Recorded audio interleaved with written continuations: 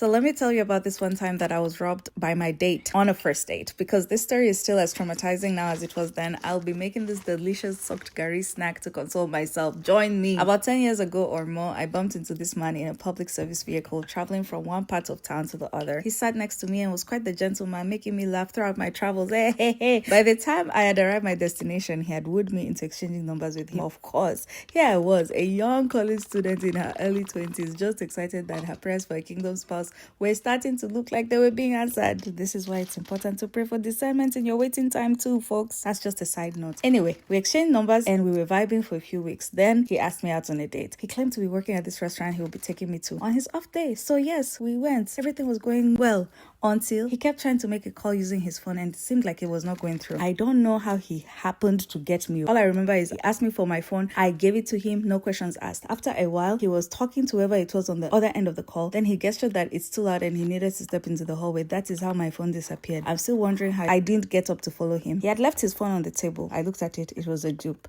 I asked my server. My server had never seen him before. I asked people in the restaurant. Nobody had ever seen him before. That is how I left that restaurant that day with my phone gone, my wallet broken into. Yes, he did not pay for our meals.